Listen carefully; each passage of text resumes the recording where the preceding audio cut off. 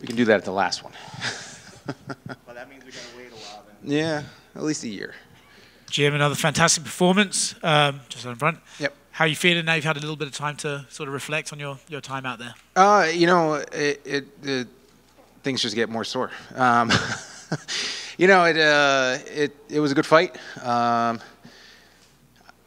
It's kind of the way I had it going in my head as I was training for this one. You know, I mean, I had almost a full training camp for Gabriel about a year ago.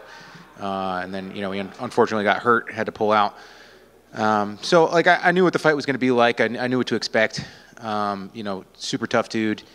Heavy leg kicks, good straight punches. But I knew I'd have an advantage on the mat. And, you know, like, you know, I've heard that, like, he's the hardest leg kicker at AKA. And it's like, all right, hold my beer, you know.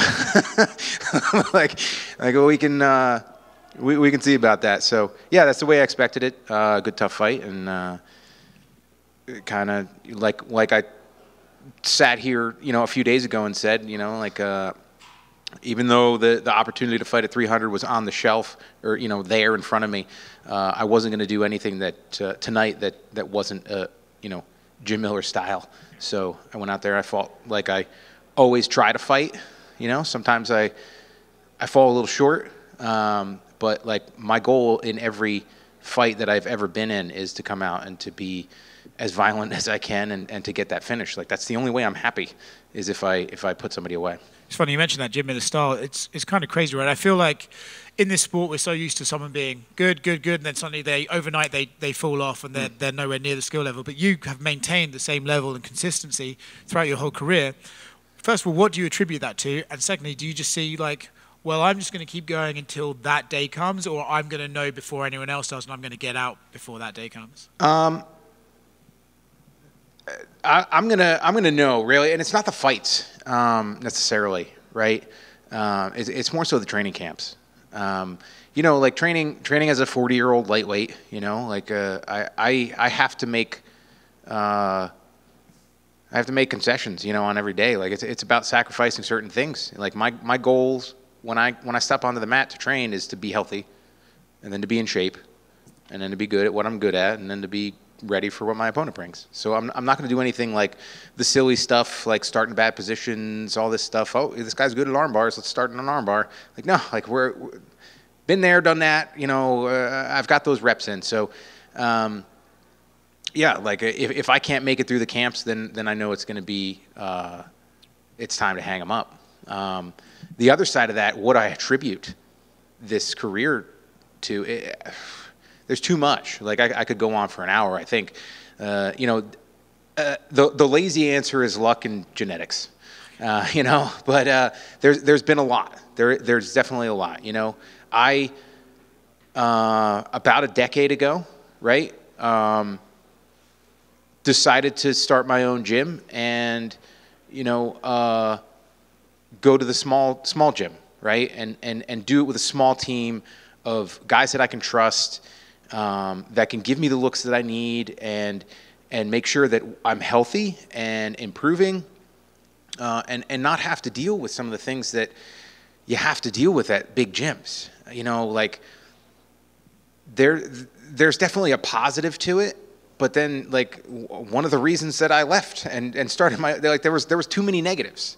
There's too many negatives. It's like, oh, here's this, you know, random Chechnyan or something like that, doesn't speak English. We can't tell him what to do, and he's like stomping knees and stuff like that, you know. So because it's like, hey, he's got potential, which is great, you know, and you want the guy to come in and help you become a better fighter, but there are a lot of careers that have been cut short by injuries in rounds that they didn't need to do in the gym.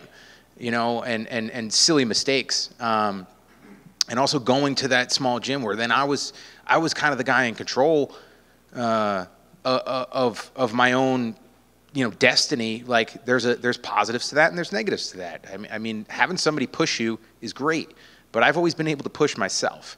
So like, I've got great guys. They'll do what I ask, you know, and push the hell out of me. But it's like, as you get into your mid to late 30s as a fighter, it's like the number of bad days that you have on the mats, it goes up quite a bit. You know, when you're 26, it's like you have one bad day a year.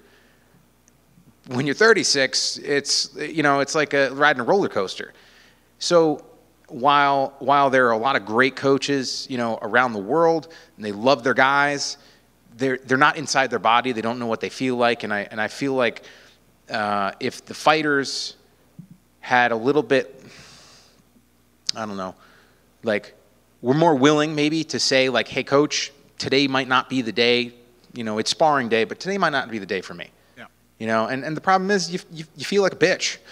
Like it's hard, like we get into a cage and beat the crap out of each other, and it's like it's hard to tell somebody that you care about and that cares about you and that wants you to be successful, we need to throttle back today. That's a really difficult thing to do.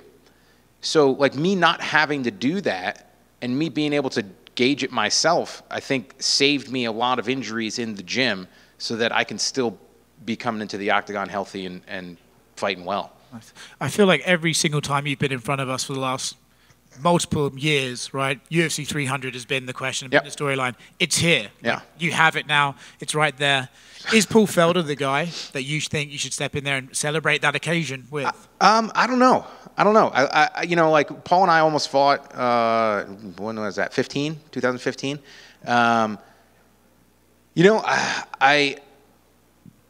I think that fight would be brutal. Like I think that is a brutal fight. Me and him locked in a cage for 15 minutes. I also think that Matt Brown fight is amazing as well. I think it's awesome because one, I don't have to cut weight, and two,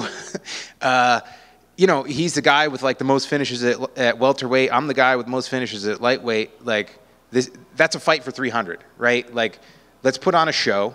Let's go out. Let's entertain. And I'm willing to move up in weight for that type of event. Like it's not like I'm trying to get my rankings up or anything like that. Particularly 300, I would hop in at any moment if Sean called me for those types of fights. Honestly, Sean, if you're watching, but yeah, like I want to put on an epic show with two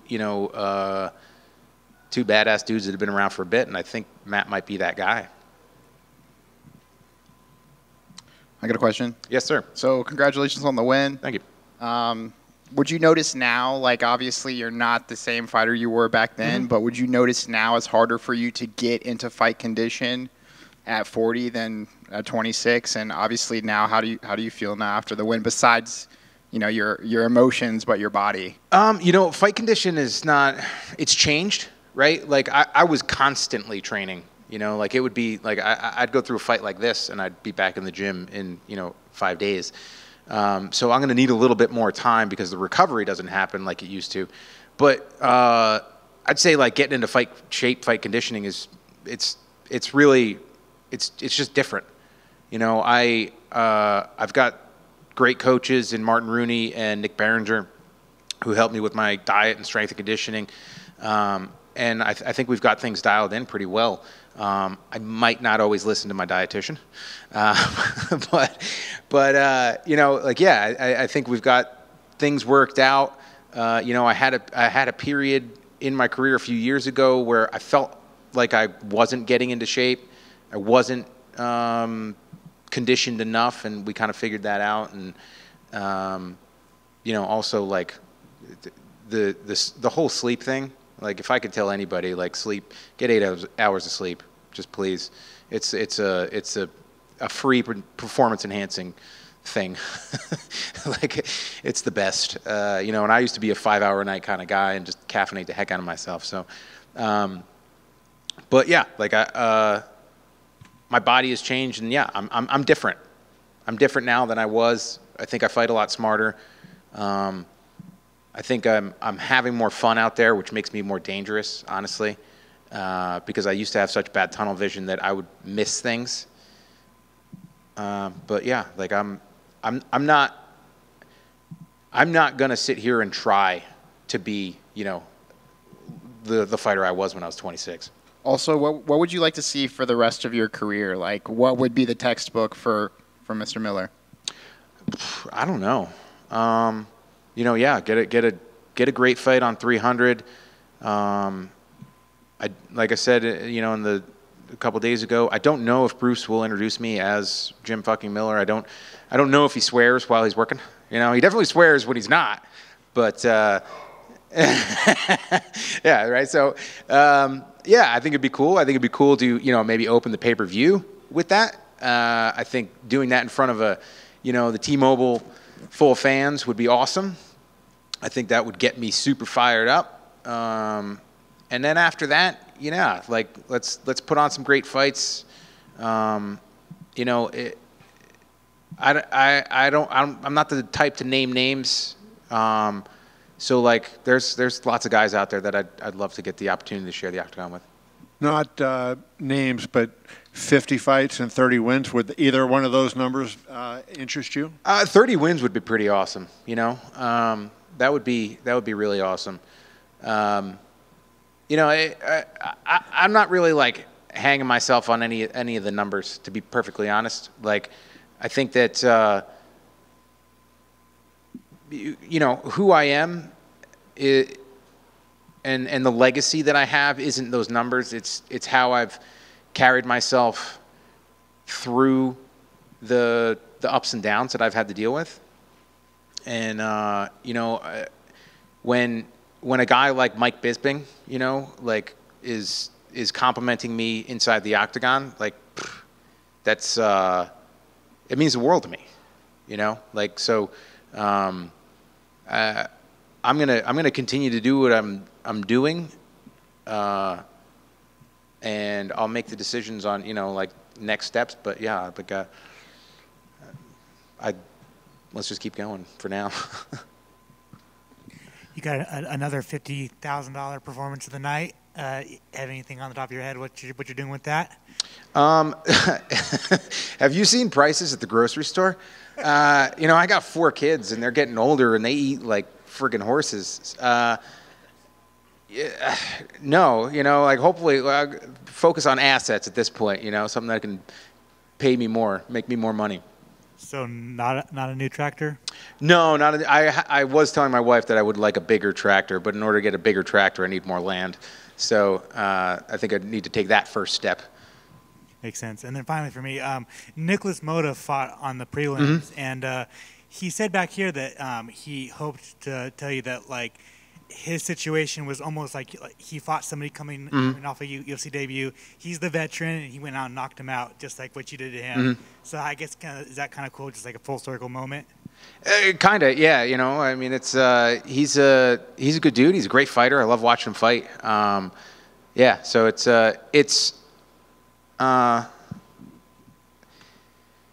you know, like I don't want to, I don't know, like ruin it by saying, but like, you know, the respect that I get from my peers, like it means everything to me, you know? So like, you know, that's, I think that's what we should all, you know, be striving for, is the people that have been in the trenches with you to understand what you've done. And, yeah, like if I can have a positive effect on, you know, some of these newer guys' careers and the way they go about it and the way they carry themselves, then that makes me happy. Going back to the right here, how you want Bruce to introduce you. Were you surprised at how the fans kind of like really got behind that immediately and were really supportive, or have you noticed the fans have always kind of been supportive of that sort of stuff with you? They've always been kind of supportive of that stuff, you know. Like so, I didn't expect it to like explode like it did, but yeah, like it's you know, I earned that nickname, right? Like I earned that nickname by the way that I do business inside the octagon and even outside, right? Like, and I earned that nickname from a guy that was at, you know, matchmaking at UFC 2. So for when Joe Silva calls you that, it's pretty cool. So yeah, I'm glad that the fans are behind it, and you know, it's not the easiest nickname to to promote, but you know, it's there. Would you settle for a effing? I would. Well, not in the octagon. No, come on. He's got to say it. He's got to say it. You know, if we're doing T-shirts, I can do effing. Over here. Paul was just in here, and I asked him about his original approach for you back in 2015 where you're supposed to fight. Mm-hmm. So I guess now that you're in here, what was you and your team's original approach to fighting Paul? I can't remember.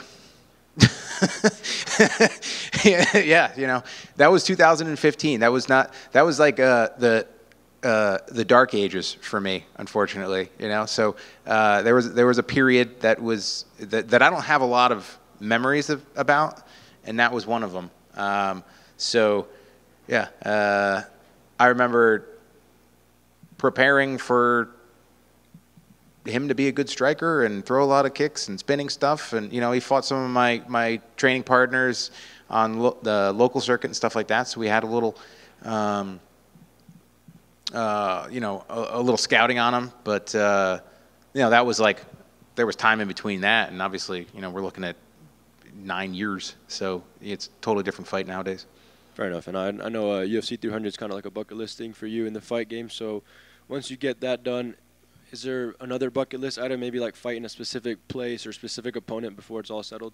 I want to fight. I want to fight back home once more. You know, I would like to fight at the Prudential Center.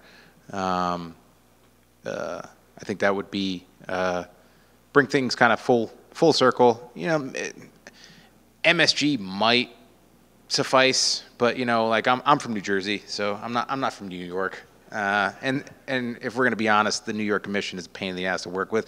So, you know, yeah, I'd like to fight closer to home so that, you know, more of my training partners and family and friends can come, you know, share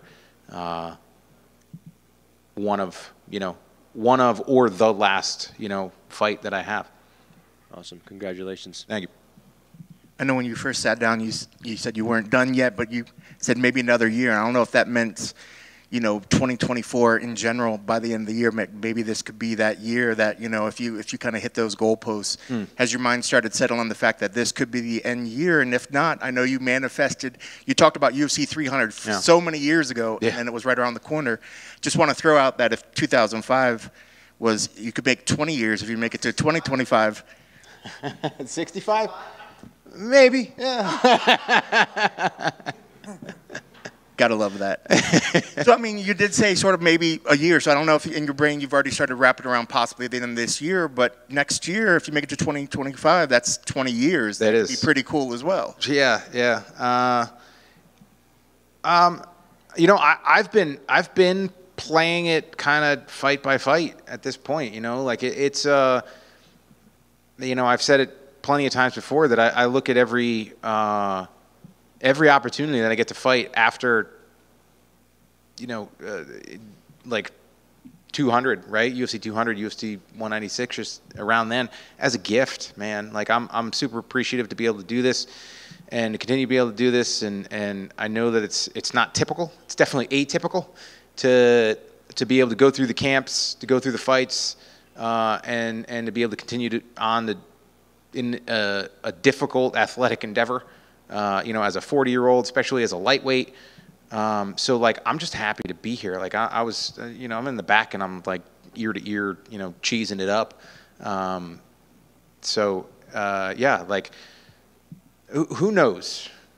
Who knows what's going to, you know, when the last one's going to be at this point? There's definitely, the talks have been going on with me and my wife, and yeah, like, we're preparing for it. We're preparing for the day that I'm not fighting anymore.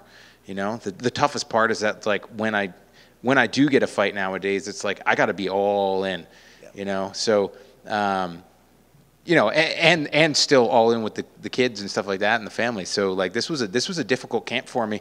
You know, helping the boys out with wrestling, coaching wrestling, and you know, my oldest is in basketball, and you know, my other daughter's in dance, so my wife's always there with dance with her. So we're like two ships in the night. You know, once like 5 o'clock hits, so packed all my training into, you know, Monday through Friday, and you know, during the day when the kids were at school, and it was there was nothing else getting done. So, you know, that's the tough part, is like that transition to life after fighting. I have to be able to be working on that. And, you know, now that I've got a couple weeks before I have to ramp it back up, I'll be focusing on that type of stuff and trying to ease the transition, you know, into the next stage of my professional career. Which has got to be still kind of crazy because you're having these moments of brilliance in a lot of your recent fights, and it's got to be. Here we are saying, well, you're obviously done soon, and you're pulling out magnificent things that we've seen. That I mean, it's got to be a weird thought in your head, like, is it really time? Well, you know, when you get up and you're like on fight day, and I'm like, oh my God, like I'm so sore, you know, like I didn't do anything yesterday. I cut a little weight, but my low back was all tight. So I can turn it on for 15 minutes. I could turn it on for 25, given the opportunity. But yeah, it's harder. It's definitely harder, and I feel it. And you know, it's all the things that you guys don't see, and you know, like the performances inside the octagon. That's me at my, you know, in my world, in my realm, and what I was made to do, right? So. It's all the little things, you know, outside of that where that make it a lot more difficult, you know, being a 40-year-old. Yeah, we just got to keep you away from picking up things in the kitchen. Yeah, exactly, right? You know, like just wheel me around and, yeah, just push me onto the mat twice a day, you know, maybe onto the bike once and, yeah, that and then back to bed. Awesome. Well, congrats on the victory. It was Thank you. one heck of a performance. Thank you very much. Thank you, guys.